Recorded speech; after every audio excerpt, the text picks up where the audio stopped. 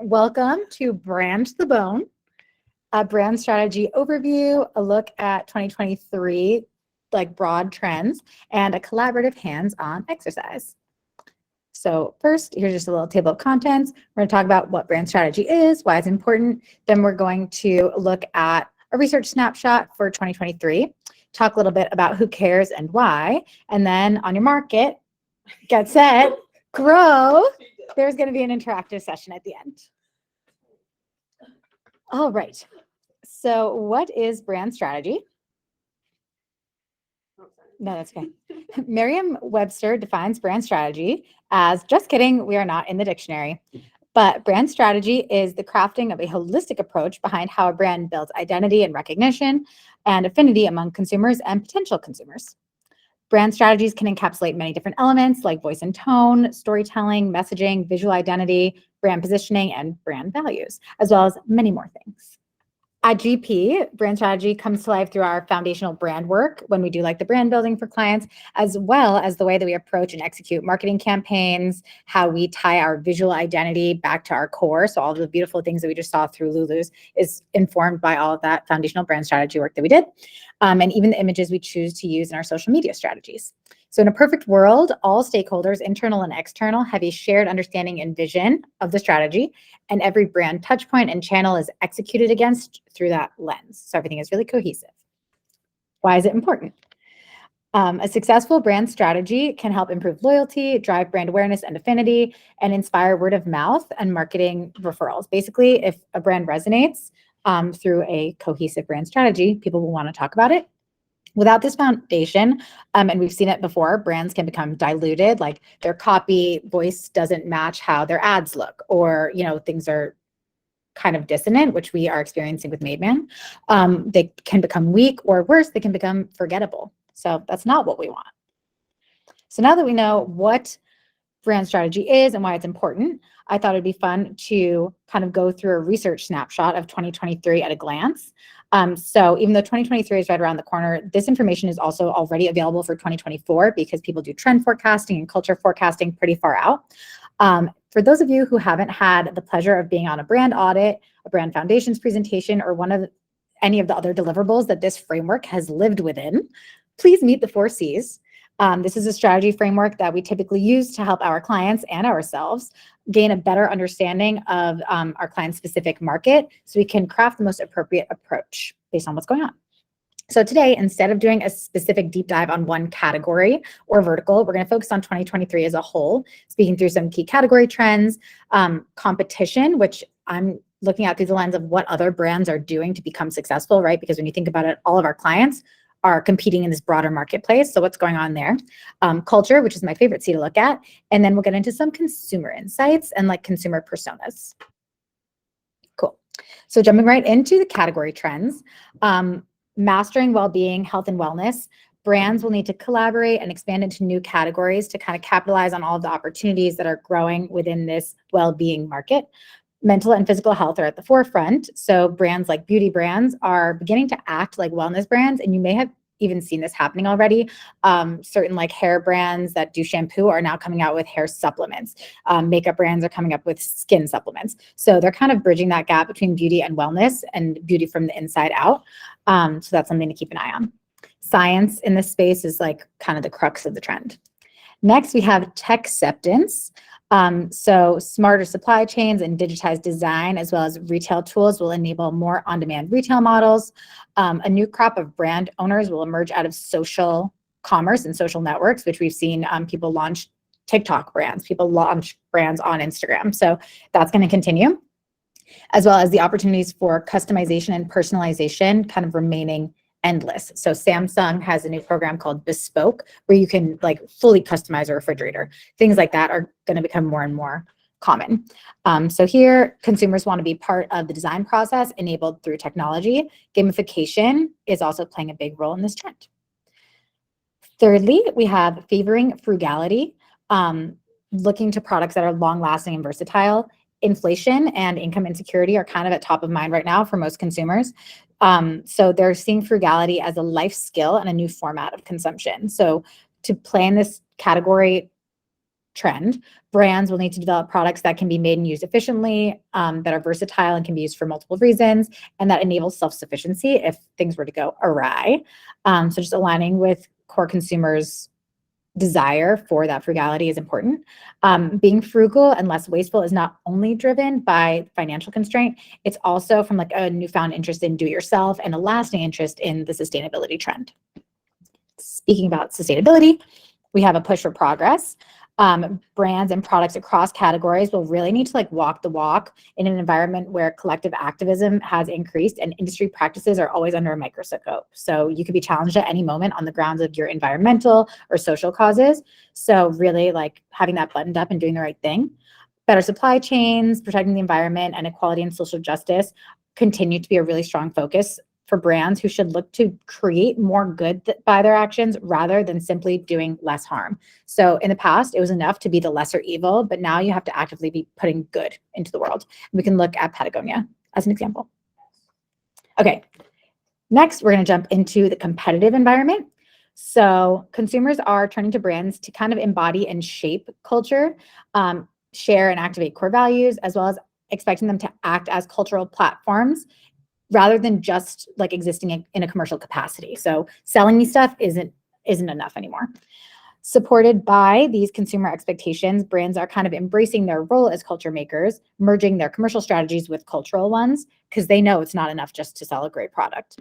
So going forward, brands will need to build cultural relevance and ground themselves in the key values that you see here.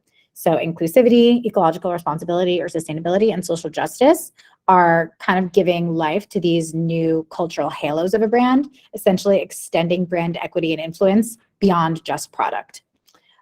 So winning brands need to be culturally sensitive and be looking ahead into the trends that are shaping culture outside of just their category or channel.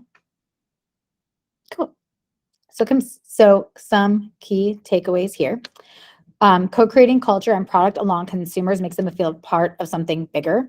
You can look to Telfar TV's lead, where they enable Black creators to like be live on their 24/7 digital like TV network, or you can emulate Lalo's Product Council, which invites consumers into the creative and development process. Next, keeping an eye on the evolving needs of our core audiences and meeting them where they are is key. So if it's educational initiatives, leaning on nostalgia to provide that comfort or nurturing that people are looking for, or putting sustainability at the forefront, all of these things are imperative. Last, just building community. Consumers are looking to connect with brands through deeper experiences and engage with empathy and emotional sensitivity. And then lastly, just identifying what your core values are, embodying them, and executing against it will make you feel authentic to your consumer and it'll resonate. So next, we are going to get into culture. It gets a little heavy, but everything will be okay, as you see there. Okay, so culture, as everyone knows, recession, right? Fun times. I don't know about you personally, but just under half of all US adults say that they think about rising prices all of the time. This looming crisis has 42% of consumers eating out less and 33% spending less on entertainment. They're also in an interesting position because fuel prices are at like sky high, so they can't really figure out how best to shop. Some are sticking to local stores and doing bulk buys to save on fuel. Others are just shopping online at retailers like Thrive Market. And another group is choosing to store hop, buying pantry staples at one store and then discount produce at another store, hoping that their in-store savings will offset the cost of fuel. So it's pretty dark. With the majority of the population choosing to cut back or even struggling to pay their bills, these lavish influencer #gifted lifestyles aren't really resonating the same way. 60% of people have expressed frustration in the influencer culture, and 24% have added that influencer culture has negatively impacted their mental health. So because of these new trends, a new kind of influencer is emerging, and this is one who teaches you how to ball on a budget. So if it's thrifty travel hacks, how to make like simplify your life to decrease your costs, things like that are also like kind of resonating in a bigger way than traditional influencer marketing. Buy now, pay later models across categories might be a winning strategy here. Okay, culture continued. Blurred lines, problematic song, but it really applies here. As we rapidly approach a circular existence called everything net, where there's basically no lines between our physical and digital realities, there's a lot of excitement and promise, but also a lot of great uneasiness, and that uneasiness is called future future shock. So people are pretty freaked out, characterized by feeling disoriented and chronically unprepared. People are kind of experiencing the shadow effects of homeschooling, remote work, and new workplace guidelines, as well as being isolated for long periods of time. It's just given rise to multitasking in a major way and not in a positive way. Actually, it interferes with your brain function, working memory, and long-term memory strength. You're doing too many things at once. You're at work, while you're at home, while you're socializing, and our brains are freaking out. So in the same vein, overstimulation is another rampant consumer sentiment. So although people are more connected than ever, thanks to the rise in all the digital connectivity, our states of mind have evolved into states of connection, leading to a dramatic decrease in attention spans, as well as a slipping grip on our perception of time as a society, which is pretty freaky. So as many people are overwhelmed by cope culture and FOMO, which we'll get into in a second, people are looking to kind of uncover the meaning of the tragedies that society faces through different mechanisms like selective apathy, which is kind of like curating the causes that you care about, and other things. So kind of shutting themselves off a little bit. Digging quickly into FOMO, or the fear of normal, it's characterized by a fear of returning to the negative things that preceded COVID. So like the same levels of oppression or, blinders that we're on to some of the issues that we're currently working through. 72% of people would prefer that their life change significantly rather than going back to how it was before COVID-19. And 86% of all adults surveyed agreed that they would want to change the world significantly to become more sustainable and equitable rather than returning to how it was. Okay, so this is our last culture slide, and it's way less of a bummer. Over the course of the last 3 or so years, people have had the opportunity to reflect on their relationship with alcohol, leading to a growing population of sober and sober-curious customers. So as you see here, low and no alcohol options generated over $300 million in revenue in 2021, and it's set to continue growing at a CAGR of 6% through 2025. So 52% of individuals in the US are trying to reduce their alcohol consumption. 73% of millennials say they always have a beverage on hand, making them keen to participate in developing drink trends like the sober curious movement, functional beverages like Can-U forks, things like that, as well as funky flavors. And 70% of millennials say they'd rather brag about not consuming alcohol than being drunk in public. Consumers are looking for multifunctional beverages that fulfill their promises and play within their dietary needs or restrictions, aligning with their keto, vegan, or gluten-free lifestyles. So a focus on selecting natural ingredients, having low-calorie options, as well as highlighting overall wellness, because we talked about that like wellness bucket before. That'll resonate here. Okay, so moving into our last C, consumer. Here's a snapshot of the broader consumer cohorts that we have into 2023. So as we approach these from like a client-specific lens, these will be kind of niched down. You'll have the household incomes and the age ranges, but these are more like macro consumer cohorts. So we have the predictors, the new romantics, the impossibles, and the conductors. So in the interest of time, we can jump right in to the predictors. You can click, thank you. Okay, so with a warped sense of time perception and surrounded by economic uncertainty, this cohort is looking for stability, security, and they only want to deal with optimal interfaces. Like they just can't be bothered.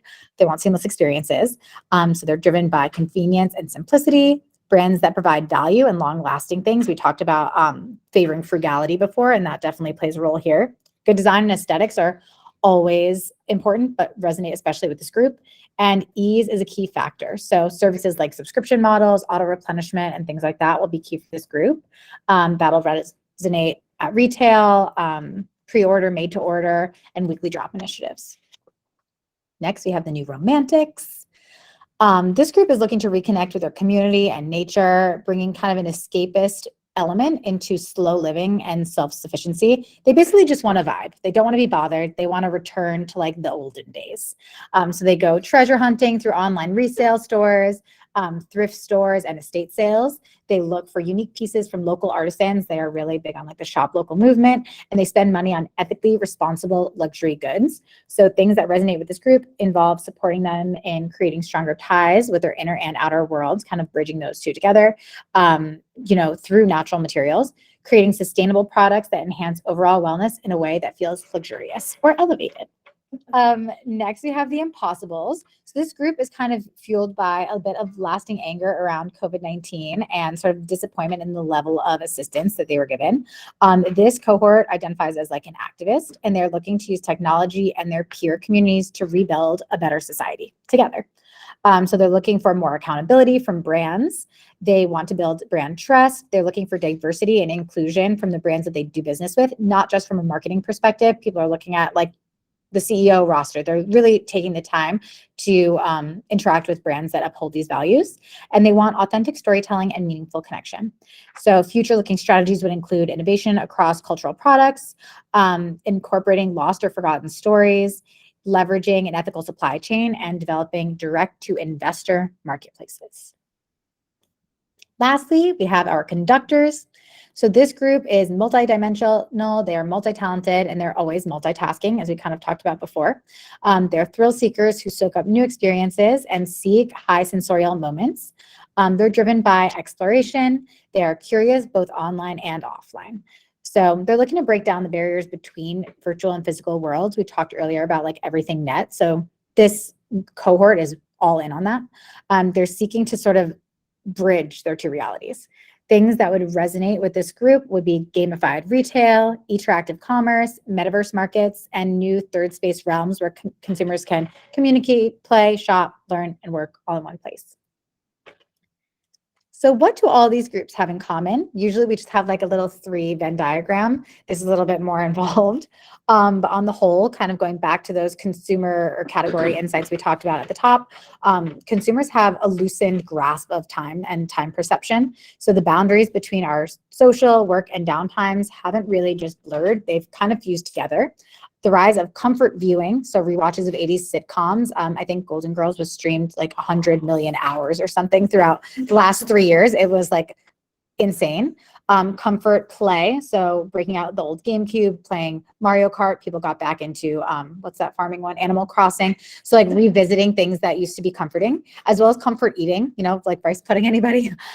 People are kind of back. They've been driven into the past because they are constantly connected and they have a lack of time perception. So they're kind of retreating into a nostalgic time. The next thread we have is pretty much a bummer, but the common thread, oh, sorry, you can go back. Sorry, it's okay, is numbness. So as I said before, people have taken a lot of time to care about a lot of things and they're kind of worn out. So they're looking to curate their causes and turn on selective apathy. They want to pay attention to the things they want to pay attention to and kind of shut the rest of the things out, which we totally get. So earlier we talked about FOMO, but consumers are also suffering from FOFO, which is the fear of finding out. So many people are suffering from deep anxiety about what's to come. So they avoid the news and the radio in an attempt to conceal the negativity from themselves.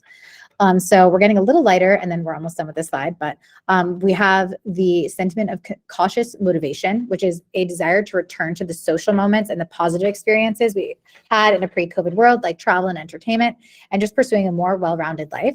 People are apprehensive about jumping back in, especially due to the financial constraints, but minimizing loneliness is really a powerful motivator here. And then lastly, on the whole, people still have hope, which is our last key consumer sentiment. The belief that things will get better and the impact that an individual's agency can have in driving real lasting change is inspiring for these consumers to focus on what this new world will look like.